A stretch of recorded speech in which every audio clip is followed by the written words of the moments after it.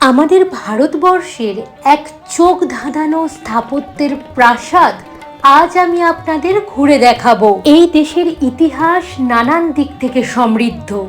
এক সময় এই দেশে শত শত রাজরাজাদের রাজত্ব ছিল।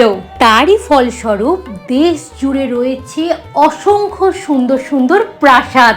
আমি এখন রয়েছি কর্ণাটক রাজ্যের একটি ঐতিহাসিক এবং সাংস্কৃতিক শহর মাইসোরের মাইসোর প্যালেসে। এই মাইসোর বা মহীশূর কর্ণাটকের দ্বিতীয় বৃহত্তম শহর। এই সুবিশাল মাইসোর প্যালেসের প্রাসাদ চত্বর প্রায় 245 ফুট লম্বা এবং 156 ফুট চওড়া। এই প্রাসাদের সুসজ্জিত দরবার হল, আয়নামহল, কাঠের অপূর্ব খোদাই করা ছাদ এবং রাজকীয় শিল্পকর্মগুলি সত্যি দেখার মতো। আপনারা যখন মাইসোর প্যালেস ঘুরতে আসবেন তখন হাতে 2 থেকে 2.5 ঘন্টা সময় নিয়ে আসবেন, কারণ এত বড় প্যালেস ভালো করে ঘুরে দেখতে 2-2.5 ঘন্টার মতো সময় লাগবে। রবিবার বা যে কোনো সরকারি ছুটির দিনে সন্ধ্যে 7টা থেকে 8টা পর্যন্ত হাজার হাজার বাল্ব দিয়ে প্রাসাদটিকে আলোকিত করা হয়। যে দৃশ্য সত্যি অপূর্ব।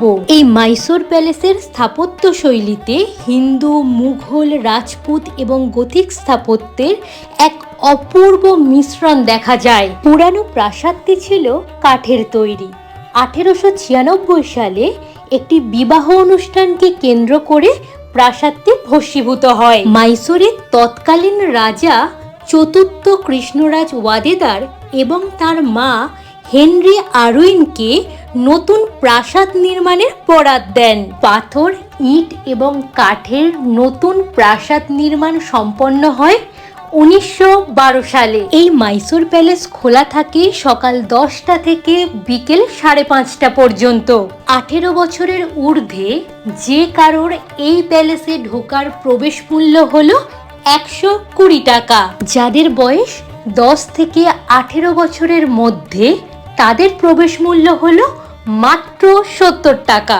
আজকের এই ভিডিওটি দেখতে কেমন লাগলো অবশ্যই কমেন্ট করে জানাবেন।